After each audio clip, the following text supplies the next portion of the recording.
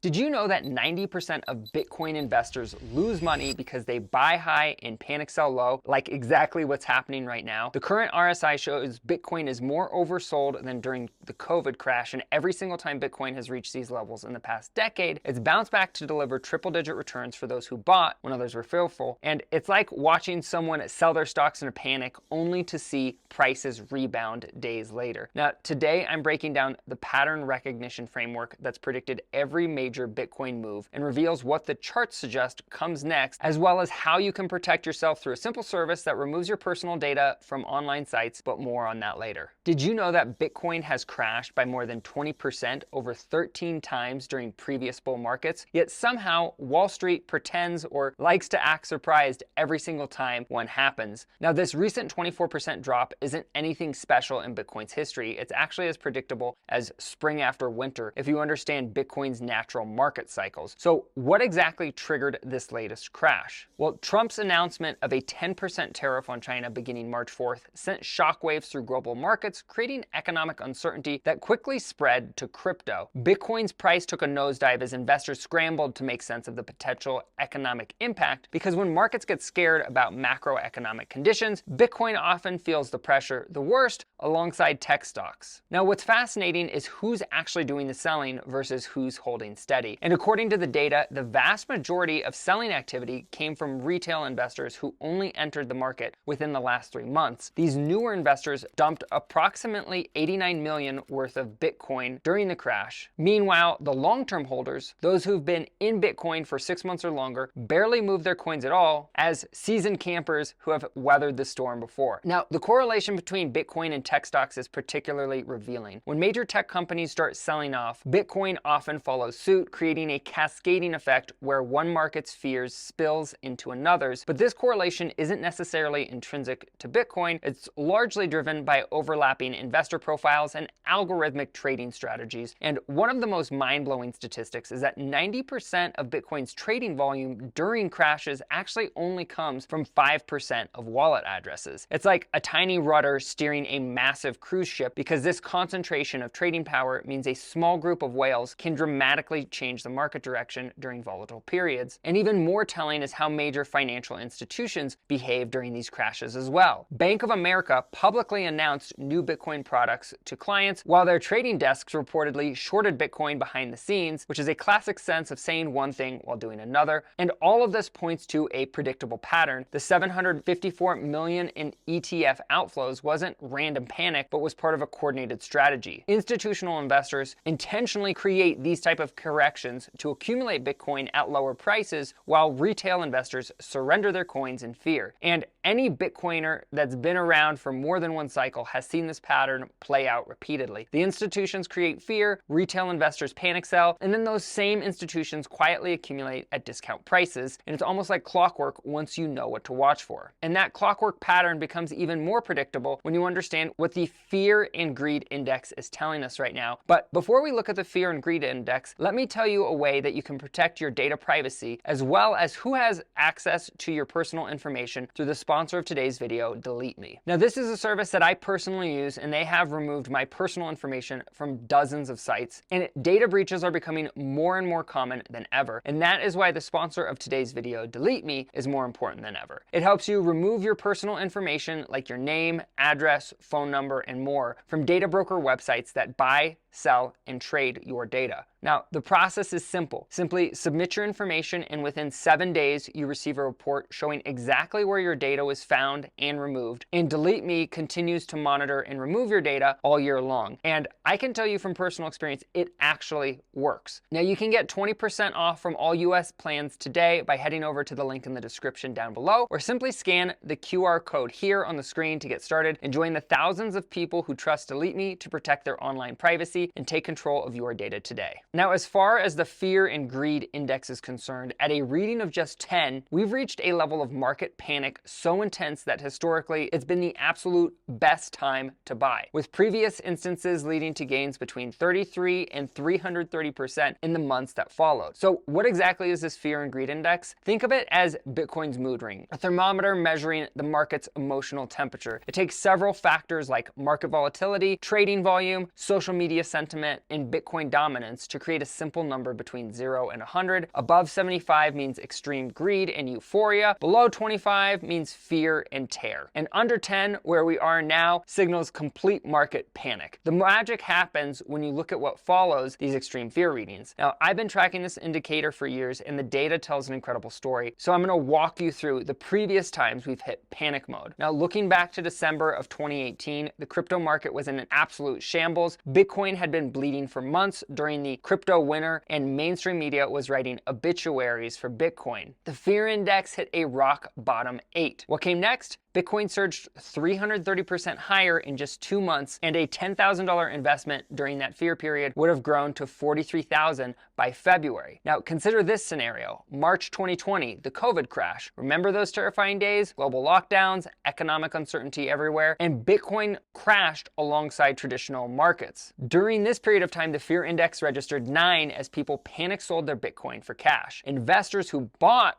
during this extreme fear saw a 75% gain in the following month as Bitcoin rebounded from $4,000 to $7,000, just the beginning of its historic bull run. Now, the third instance appeared after China's mining ban in May of 2021. This news seemed catastrophic. China had been the global hub of Bitcoin mining before shutting everything down. And at this point, the fear index hit 10, exactly where we are today. And despite this seemingly terrible news, Bitcoin bounced back 33% within 2 months, climbing from 30,000 back to 40,000. And the psychology behind this pattern is fascinating. These extreme fear readings mark moments of mass capitulation when the last holdouts finally surrender and sell. Once everyone who wants to sell has sold, there's nobody left to push the price down further. The sellers are exhausted, which creates the perfect setup for a market reversal. While regular investors frantically hit the sell button during these periods, professional traders and investors do exactly the opposite. They use the fear and greed index as a contrarian indicator. When everyone else is terrified, they're quietly accumulating. It's like they have a cheat code for the market that most people never discover. Now, while emotions drive retail decisions, technical signals are silently confirming the bullish setup. What if I told you that Bitcoin's current chart is displaying the exact same pattern that preceded its 3 biggest rallies in history? I'm talking about a triple test of the 200-day moving average, a technical event so rare and powerful that it's like witnessing 3 shooting stars in a single night. And for those who aren't familiar with technical analysis, or a nerd like me, the 200-day moving average serves as the dividing line between bull and bear markets, the technical equivalent of the Mason-Dixon line. When Bitcoin trades above it, we're in bull territory, and when it falls below it, bears take control. But what happens when it bounces off of this 3 times in quick succession? That's when history shows the biggest rallies begin, and right now Bitcoin's relative strength indicator is sitting at an incredible 24, which means it's more oversold than during the infamous COVID crash. And to put that in perspective, anything below 30 is considered oversold, but below 25 is extremely rare and typically precede major reversals that transform modest investments into life-changing sums. Now, looking at the data, I see 3 potential scenarios playing out from here, with probability percentages based on historical patterns. Now, scenario 1 is the V-shaped recovery, and there's about a 40% probability of this. Bitcoin reclaims 90K within just 2 weeks as deeply oversold conditions trigger algorithmic buying programs across institutional trading desks. These algorithms essentially all flip to buy mode simultaneously, creating a massive surge of buying pressure. Now, scenario 2, and this is the consolidation phase, there's about a 45% probability of this. Bitcoin trades sideways, somewhere between 80 and 90K for 3 to 4 weeks, building a solid base before continuing upward. This represents the healthiest option for long-term price sustainability, though it requires more patience from investors eager for quick gains. And scenario 3 is the deeper correction, which I would place at about a 15% probability, where Bitcoin tests the crucial 70K support level before finding a more sustainable bottom. Even this worst case scenario keeps us well within the broader uptrend, as 70K was Bitcoin's all-time high just months ago. Now, I'm watching 3 key indicators that serve as canaries in the coal mine: funding rates on future exchanges, Bitcoin's 4-hour MACD histogram, and market sentiment measured through option skew. When these 3 align, they've historically marked the precise moment before explosive moves upward. The most compelling evidence is that the last 3 times Bitcoin crashed this hard and tested its 200-day moving average 3 times, buying at that precise moment yield average returns of 87% within just in 90 days. That's turning a $10,000 investment into $18,700 in just 3 months repeatedly. Now let's talk about something that's actually mind-blowing when you look at the data timing. Did you know that roughly 90% of Bitcoin's total return throughout its history has come from just the 10 best trading days after major corrections? If you miss these key buying moments, you're essentially missed the entire Bitcoin growth history. And will you be the one who seizes this moment while others hesitate? Bitcoin's recovery pattern has been remarkably consistent, typically taking 3 to 4 months to rebound from corrections exceeding 20%. And the most successful investors aren't the one with complicated strategies, they're the ones who act when the crowd runs scared. As one major investor put it, when the fear and greed index hits extreme fear, it often indicates a buying opportunity. The question isn't whether Bitcoin will recover, it has every single time in its 15-year existence, but whether you'll have the courage to act when others are paralyzed by uncertainty.